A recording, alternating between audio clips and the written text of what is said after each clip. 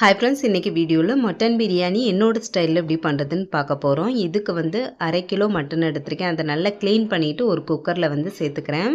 First மட்டனை வேக வச்சு எடுத்துக்கலாம்.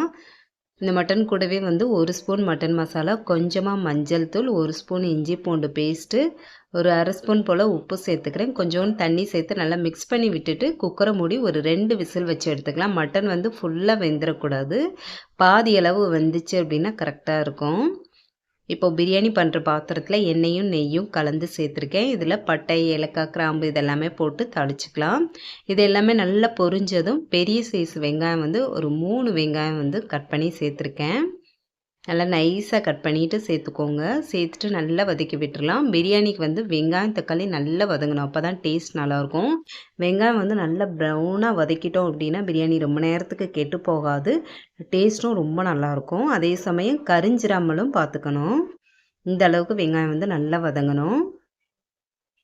இப்போ வந்து இஞ்சி பூண்டு பேஸ்ட்டு சேர்த்துக்கலாம். 2 ஸ்பூன் ஃபுல்லாக இஞ்சி பூண்டு பேஸ்ட்டு சேர்த்துக்கிறேன். மட்டன் வேக வைக்கும்போது அதுலேயும் சேர்த்துருக்கேன். அதனால் இதில் 2 ஸ்பூன் ஃபுல்லாக சேர்த்துக்கிறேன். சேர்த்துட்டு இதோட பச்சை ஸ்மெல் போகிற அளவுக்கு நல்லா வதக்கி விட்டுறலாம். இந்த எண்ணெயிலேயே வந்து 1/2 ஸ்பூன் போல் மிளகாய்த்தூள் சேர்த்துக்கிறேன். மிளகாய்த்தூள் வந்து எண்ணெயில் சேர்க்குறதுனால பிரியாணிக்கு நல்ல ஒரு கலரும் கிடைக்கும், டேஸ்ட்டும் நல்லாயிருக்கும். அதே சேர்த்து வதக்கி விட்டுட்டு இப்போ ஒரு 2 தக்காளியை வந்து கட் பண்ணி இதோட சேர்த்துக்கிறேன். இதையும் சேர்த்து நல்லா வதக்கி விட்டுறலாம். இது கூடவே ஒரு கைப்பிடி அளவு மல்லியிலை, புதினா நல்லா பொடியாக கட் பண்ணி வச்சுருக்கேன். அதை வந்து சேர்த்துக்கிறேன். சேர்த்துட்டு நல்லா மிக்ஸ் பண்ணி விட்டுருங்க. வெங்காயம் தக்காளி எல்லாமே நல்லா வதங்கணும். இந்த அளவுக்கு வதங்கினதுக்கப்புறம் ஒரு 1/2 கப் போல் தயிர் வந்து சேர்த்துட்டு இதையும் நல்லா மிக்ஸ் பண்ணி விட்டுறலாம். மட்டன் வந்து கொஞ்சம் கொழுப்பாக இருந்துச்சு அப்படின்னா எண்ணெய் வந்து கொஞ்சம் கம்மியாக சேர்த்துக்கோங்க. இந்த அளவுக்கு நல்லா மிக்ஸ் பண்ணதுக்கப்புறம் 1/2 ஸ்பூன் போல் பிரியாணி மசாலா சேர்த்துக்கிறேன்.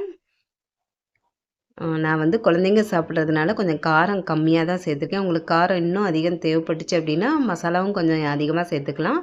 2, 3 பச்சை மிளகா கூட சேர்த்துக்கலாம். பிரியாணிக்கு அதுவும் டேஸ்ட் நல்லாயிருக்கும். இந்த அளவு நல்லா எண்ணெய் தெளிய வதங்கினதுக்கப்புறம் இந்த வேக வச்ச மட்டனை வந்து சேர்த்துக்கலாம். இதில் இருக்க தண்ணியை வந்து தனியாக எடுத்து வச்சுக்கோங்க. வெறும் மட்டனை மட்டும் இந்த மசாலாவில் சேர்த்து நல்லா மிக்ஸ் பண்ணி விட்டுக்கலாம். நல்லா கலந்து விட்டுட்டு ஒரு 5-10 நிமிஷம் அப்படியே வச்சிடலாம். இப்போது பிரியாணிக்கு தேவையான அளவு உப்பு வந்து இதிலேயே சேர்த்துக்கிறேன். சேர்த்துட்டு இந்த அளவுக்கு எண்ணெய் தெளிய நல்லா வேகணும். அந்த மட்டன் வந்து அந்த மசாலாவில் ஒன்று சேர நல்லா வெந்ததுக்கு அப்புறமா அரிசி வந்து 2 கிளாஸ் அளவு நல்லா கழுவிட்டு 10 நிமிஷம் ஊற வச்சு வச்சுருந்தேன். அதை வந்து சேர்த்துக்கிறேன். நார்மலாக நம்ம சாப்பாட்டுக்கு யூஸ் பண்ணுற அரிசி தான் வந்து சேர்த்துருக்கேன். நீங்கள் பாஸ்மதி அரிசி கூட சேர்த்துக்கலாம். சேர்த்துட்டு நல்லா கலந்து விட்டுருங்க. அந்த எண்ணெயிலே வந்து அரிசியை சேர்த்து நல்லா மிக்ஸ் பண்ணி விட்டுறலாம். ஒரு 5 நிமிஷத்துக்கு நல்லா கலந்து விட்டுட்டு அதுக்கப்புறம் தண்ணி சேர்த்துக்கலாம்.